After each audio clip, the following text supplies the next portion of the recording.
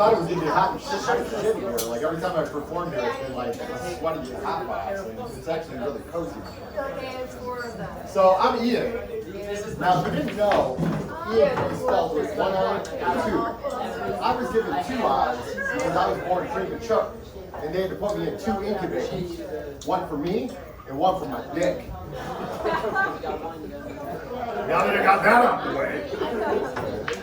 So, I told my wife that joke on our first date. You know, probably should have been a major red flag. Well, 20 years later, we just got back from a family trip. Now, on a family trip, everybody's got kids. My wife, my kids, even the pets. So I get jealous of people that take solo trips and did it once. To jail. Now, I'm not talking about an unexpected overnight stay like you might be familiar with, sir. I'm talking about an all-inclusive one-week trip to the Slammer for selling a $5 joint to an undercover cop at a Wiggles concert. It was like toot, chug a big cop car for all you Wiggles fans out there. Wife and kids were already inside. Thought I was helping out another dad.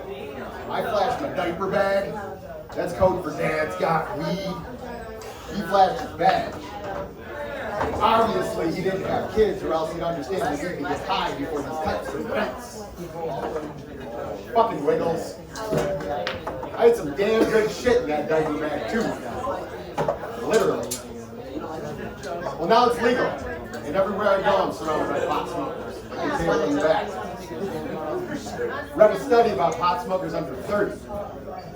Did you know that 86% have never rolled a joint? 80% have only purchased marijuana legally. And nearly 100% of us old schoolers think you're all a bunch of white collar stoners. Make sure you wear your suit and tie-dye before you light up, bro. And your hourly worker pack your bowl for you so you don't get your hands dirty. Now I know why you vape. You know, back in my day, if you wanted to smoke pot, you had to work for it. My dad thought I was taking an interest in his tools and workbench in the garage. I was out there MacGyvering pipes and shit so I could smoke. Building my own bowls and bombs. You know, one time I almost got caught. My cousin stayed the night, and I heard a scream. So I go running down the hall, I turn the corner. He's got a swarm of bees attacking him. He's fine. But my dad was freaking out. Like, how did all these bees get in the house? Well, it turns out there was a little circle cut out of the screen in the kitchen. Sorry, cuz. I kind of needed that to lay it in my invention so I didn't get shit in my mouth. You know, smoking pot as a teenager, it was kind of like going to trade school. You learned how to transform pot cans into paraphernalia, bathtubs into bomb tubs with a 2-liter foil. And if we were nervous about hitting a cough, we would exhale through an empty toilet paper roll filled with dryer sheets. If we were unmotivated and not living up to our full potential, give the OG potheads some credit. They should have been earning credits, or at least a sticker, scratch and sniff. We didn't have any maps or apps or billboards to tell us how to get it. We had beepers. He still has his. Now, every single time I get in the car, all I see is dispensaries and lawyers. If the only information we had access to is what's on those billboards, we'd have everything we need to get blown out, blacked out, and bailed out. What else do you need? So I'm all for the legalization of marijuana. But why do they have to overcomplicate the buying process?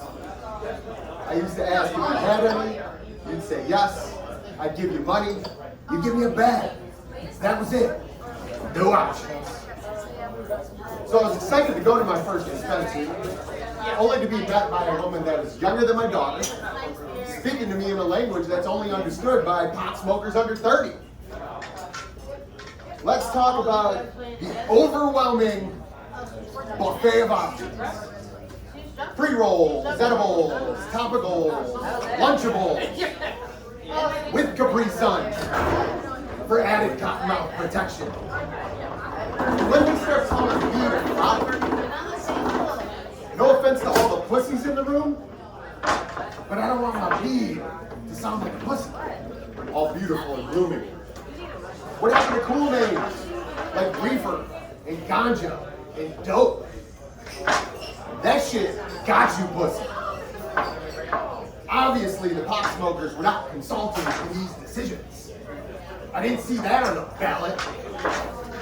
You know how much play Dre and Snoop got for the Chronic? Would have been a whole different story if that album was called The Flower. If the G, it ain't nothing but a G thing, stood for gardening. I think we should test it out. Y'all ready? Here we go. 1, 2, 3 into the 4. Snoop Doggy Dogg and Dr. Dre is at the door, ready to plant some trees. So back on up, cause you know we about to dig shit up. All right, going good so far. Let's see where it goes from here.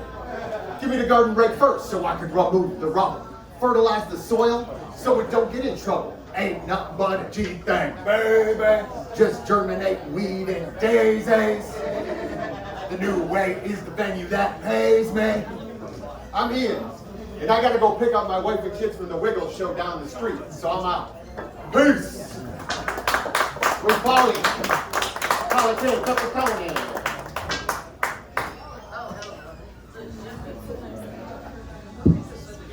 Here we go for Iain Lanivich, everybody. Iain Lanivich. Yeah.